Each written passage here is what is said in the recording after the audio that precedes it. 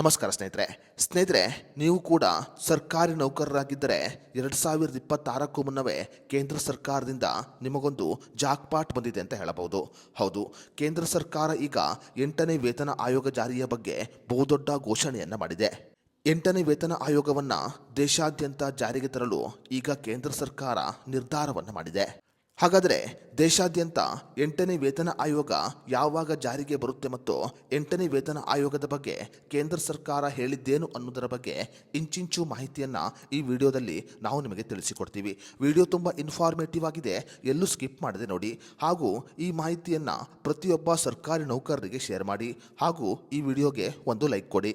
ಸ್ನೇಹಿತರೆ, ಕೇಂದ್ರ ಸರ್ಕಾರ ಈಗ 8ನೇ ವೇತನ ಆಯೋಗದ ಜಾರಿಗೆ ಸಂಬಂಧಪಟ್ಟಂತೆ ಬಹುದೊಡ್ಡ ತೀರ್ಮಾನವನ್ನು ತೆಗೆದುಕೊಂಡಿದ್ದು ಇದೇ ವರ್ಷ ಅಂದರೆ ಅಕ್ಟೋಬರ್ ಅಂತ್ಯದ ವೇಳೆಗೆ ಅಥವಾ ನವೆಂಬರ್ ಆರಂಭದಲ್ಲಿ ದೇಶಾದ್ಯಂತ 8ನೇ ವೇತನ ಆಯೋಗ ಜಾರಿಗೆ ಬರಲಿದೆ.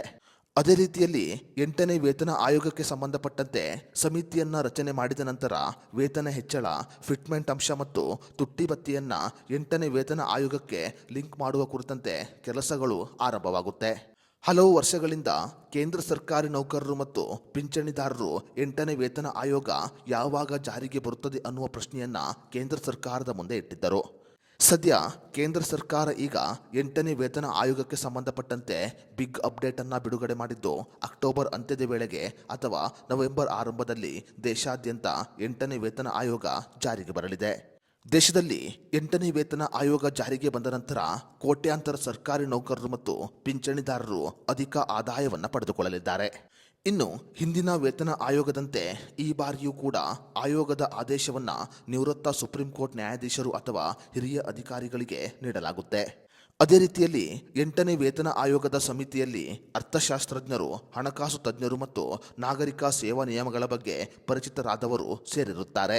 ಈ ಸಮಿತಿಯು ಸರ್ಕಾರಿ ನೌಕರರ ಸಂಬಳ ಮತ್ತು ಪಿಂಚಣಿದಾರರ ಪಿಂಚಣಿಯನ್ನ ಎಷ್ಟು ಹೆಚ್ಚಳ ಮಾಡಬೇಕು ಅನ್ನುವುದರ ಬಗ್ಗೆ ಪರಿಶೀಲನೆ ಮಾಡಿ ವರದಿಯನ್ನ ಸರ್ಕಾರಕ್ಕೆ ಸಲ್ಲಿಸುತ್ತದೆ. ಅದೇ ರೀತಿಯಲ್ಲಿ ವೇತನ ಆಯೋಗದಲ್ಲಿ ಫಿಟ್ಮೆಂಟ್ ಅಂಶವನ್ನ ಪ್ರಮುಖ ಅಂಶವೆಂದು ಪರಿಗಣನೆ ಮಾಡಲಾಗುತ್ತೆ. ಅದೇ ರೀತಿಯಲ್ಲಿ 7ನೇ ವೇತನ ಆಯೋಗದಲ್ಲಿ ಫಿಟ್ಮೆಂಟ್ ಅಂಶವು 2.57ರಷ್ಟಿದ್ದು 8ನೇ ವೇತನ ಆಯೋಗದಲ್ಲಿ ಅದನ್ನು 1.92ರಿಂದ 3.68ಕ್ಕೆ ಇರಿಸಬಹುದು ಅಂತ ನಿರೀಕ್ಷೆ ಮಾಡಲಾಗಿದೆ.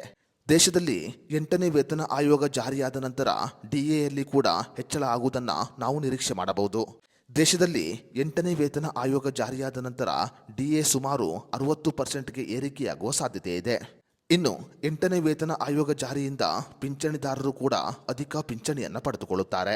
8ನೇ ವೇತನ ಆಯೋಗ ಜಾರಿಯಾದ ನಂತರ ಪಿಂಚಣಿದಾರರು ತಮ್ಮ ವೇತನದ ಸುಮಾರು 25ರಿಂದ 40% ಅಷ್ಟು ಪಿಂಚಣಿಯನ್ನು ಪಡೆದುಕೊಳ್ಳುತ್ತಾರೆ.